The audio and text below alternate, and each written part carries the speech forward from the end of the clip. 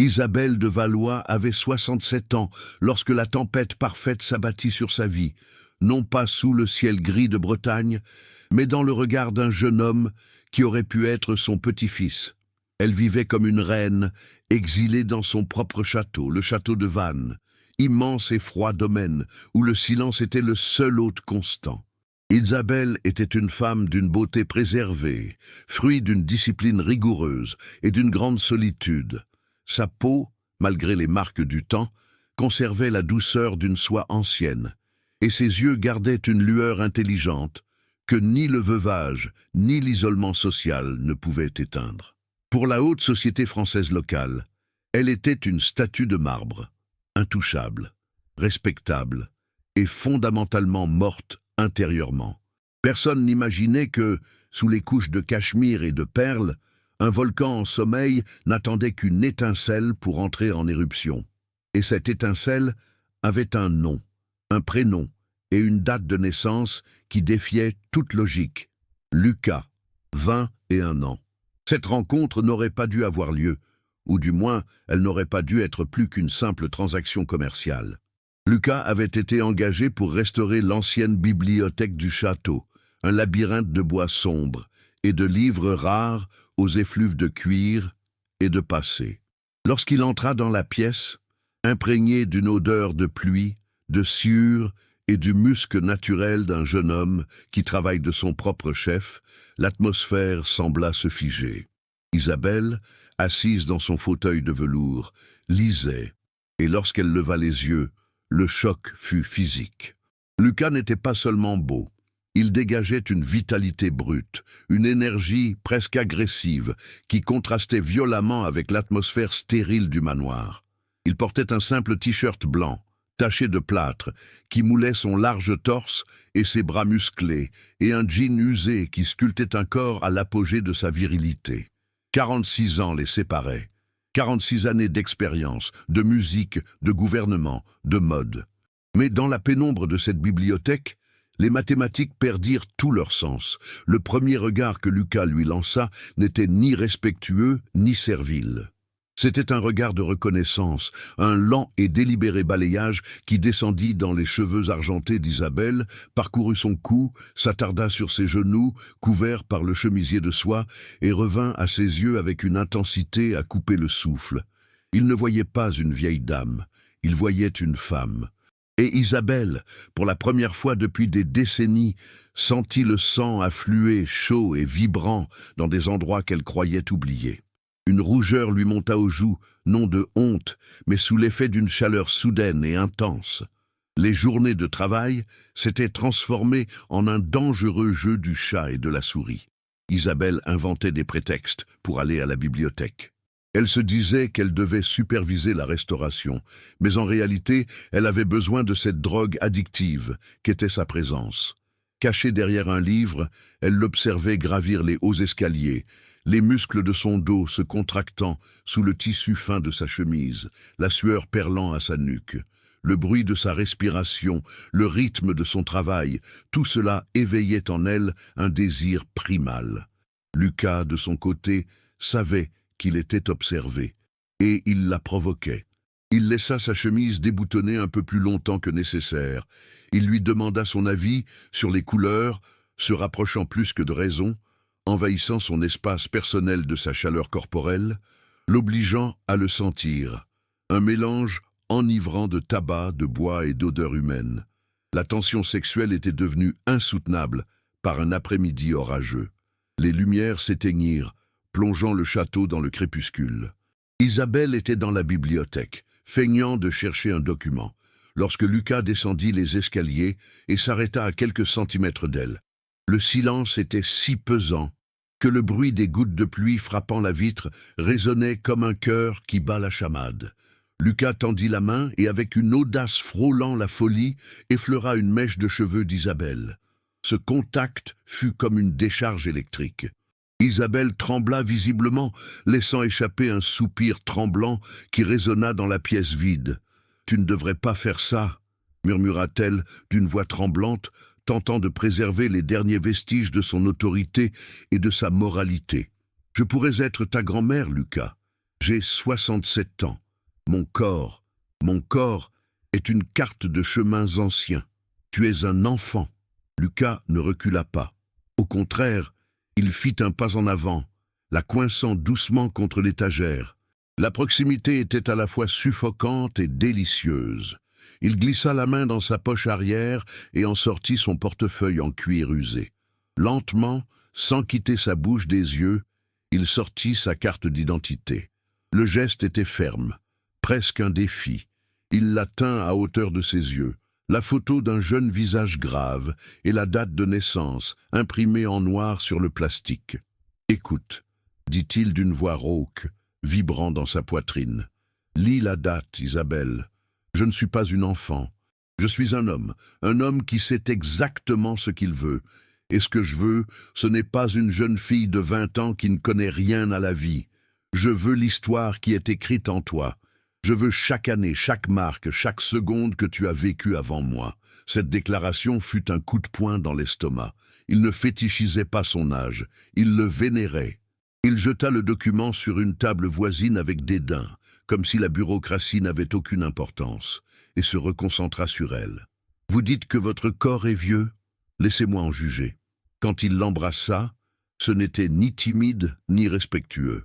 C'était un baiser possessif, avide, désespéré. Il la prit dans ses bras avec une force qui la rendit à la fois fragile et incroyablement vivante. Isabelle tenta de résister un instant, la raison hurlant dans sa tête. Scandale, immoralité, ridicule.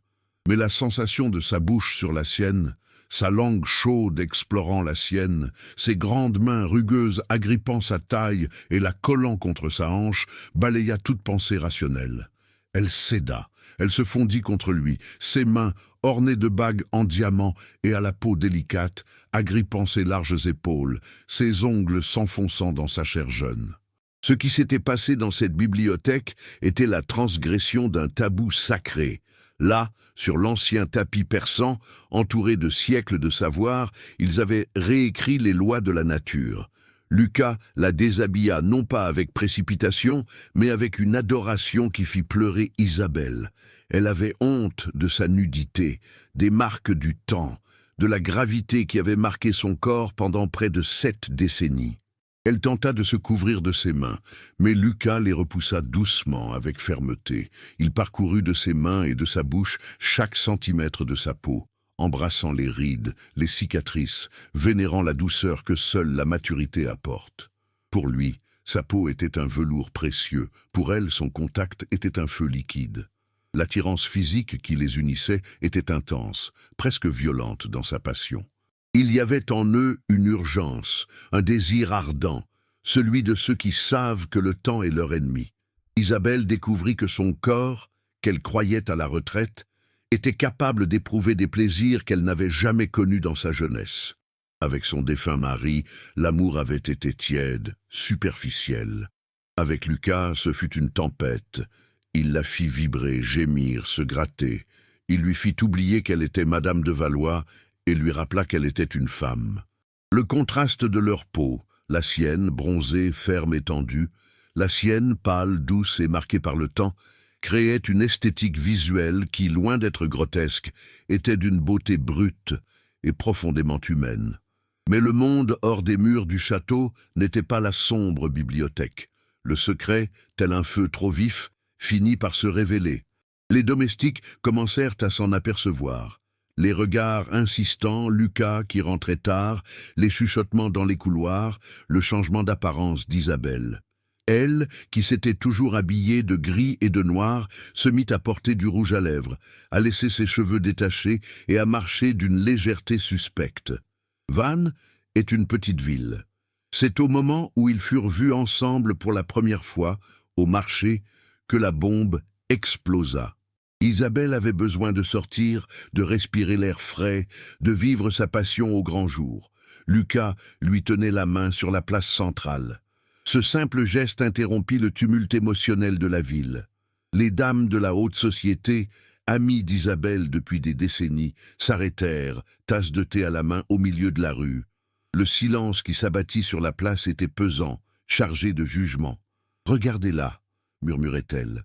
Une femme de presque 70 ans avec un jeune homme, c'est répugnant, c'est de la perversion, il n'en a que pour l'argent, elle est sénile. Isabelle sentait les regards peser sur elle comme des aiguilles. La honte la submergea, la poussant à lâcher la main de Lucas et à fuir vers la sécurité de sa respectable solitude. Mais elle sentit alors la poigne de Lucas. Lucas ne baissa pas la tête. Il observa les gens autour de lui avec une fierté silencieuse, la même qu'il avait affichée en montrant le document à la bibliothèque. Il attira Isabelle contre lui, embrassa sa tempe grise devant tout le monde et murmura « Qu'ils regardent ». Ils sont envieux parce qu'en 100 ans, ils n'ont jamais ressenti ce que nous avons ressenti en 1 heure. La bataille fut rude. Les enfants d'Isabelle, qui vivaient à Paris et ne venaient qu'à Noël pour demander de l'argent, arrivèrent en trombe, menaçant de la faire déclarer incapable et folle. « Mère, il a le même âge que votre petit-fils, c'est une honte pour la famille », hurla l'aîné dans le salon du château. Lucas était là, près de la cheminée. Il ne cria pas. Il attendit simplement que son fils ait fini, et avec un calme effrayant, sortit de nouveau le document de sa poche. « Ta mère n'est pas une enfant incapable, et moi non plus, » dit Lucas au fils d'Isabelle, de 20 ans son aîné. « Je travaille, j'ai une réputation, et j'aime cette femme. Pas son argent, mais la femme que tu as abandonnée dans cette maison froide, la laissant mourir d'ennui en attendant l'héritage. Je lui ai redonné vie. Toi, tu veux juste qu'elle reste un fantôme. » Ces mots, prononcés avec la fureur contenue d'un homme amoureux, changèrent tout. Isabelle regarda son fils, puis Lucas. Elle lut l'avidité et la honte dans les yeux de son fils, et le feu et la sincérité dans ceux de son amant. Le choix était évident. Elle chassa ses enfants de la maison ce soir-là. L'histoire d'Isabelle et Lucas ne s'est pas achevée par la naissance miraculeuse d'un enfant, car la biologie a ses limites, des limites que même l'amour, à 67 ans, ne peut franchir.